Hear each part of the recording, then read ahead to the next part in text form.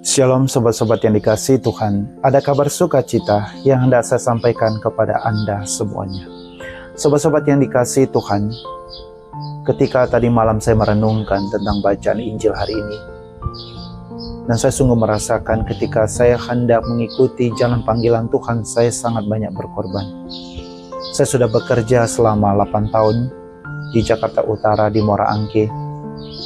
Dan ketika saya hendak keluar dari kantor saya baru tahu pada saat itu bahwa saya mengatakan dia rencana hendak menaikkan jabatan saya.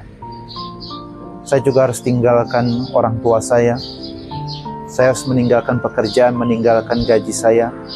Dan yang paling berat bagi saya adalah saya harus meninggalkan orang yang saya cintai, yaitu seorang perempuan yang saya sangat cintai dan dia juga mencintai saya.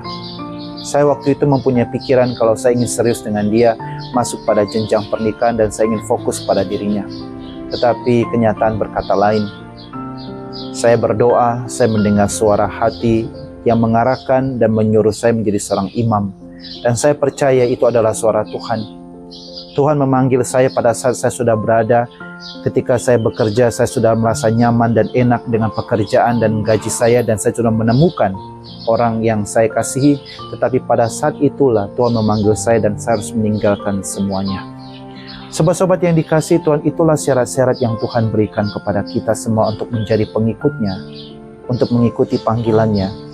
Harus berani meninggalkan segala sesuatu dan menjadikan Tuhan Yesus menjadi nomor 1 dalam kehidupan. Itu adalah tantangan bagi kita, itu adalah salib bagi kita. Itulah cara kita untuk menyangkal diri kita dan melepaskan diri dari segala sesuatu. Dan tantangan ini juga kuat bagi Anda yang hidup berumah tangga. Saya sudah mendengar banyak cerita dari orang-orang yang hidup berumah tangga, apalagi keluarga baru yang baru mempunyai anak kecil, yang baru mempunyai baby. Waktu mereka habis untuk mencari uang, untuk memenuhi kebutuhan baby tersebut, dan habis waktu mereka untuk mengurusi anak-anak. Akibatnya apa? Mereka tidak pernah lagi berdoa, tidak lagi pernah berdoa bersama, apalagi ke gereja, sibuk dengan tenggelam dengan kesibukan, dan habis waktu untuk keluarga dan untuk anak-anak. Sobat-sobat yang dikasihi Tuhan, sesibuk-sibuk apapun engkau dalam dunia ini, tetap engkau harus ingat Tuhan dalam kehidupanmu. Tuhan memberikan engkau 24 jam. Tuhan memberikan kita 24 jam. Dan Tuhan hanya menginginkan kepada kita 1 jam saja diberikan kepada Dia. Supaya itulah cara kita untuk menomorsatukan Tuhan dalam kehidupan dan tidak menomorsatukan dunia. Tantangan yang sangat berat bagi Anda yang hidup berkeluarga.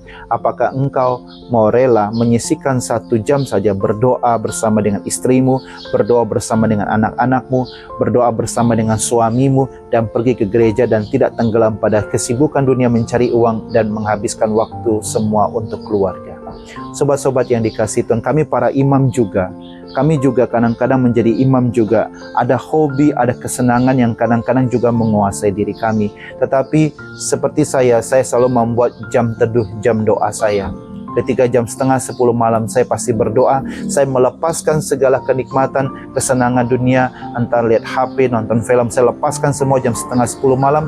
Saya berdoa dan setelah itu jam 10 saya pasti tidur. Sobat-sobat yang dikasihi Tuhan, kita bisa memilih dan mendisiplinkan diri kita dengan komitmen dan disiplin diri kita masing-masing. Jangan engkau habiskan waktumu untuk dunia, tetapi ingatlah Tuhan di dalam kehidupan. Punyalah jam teduh, jam doa pribadi, sehingga engkau pun tidak dikuasai oleh dunia. Karena syarat-syarat untuk mengikuti Tuhan Yesus harus berani menjadikan Tuhan Yesus menjadi nomor 1 dalam kehidupan dan rela melepaskan diri dari segala sesuatu. Shalom, Tuhan memberkati Anda semuanya.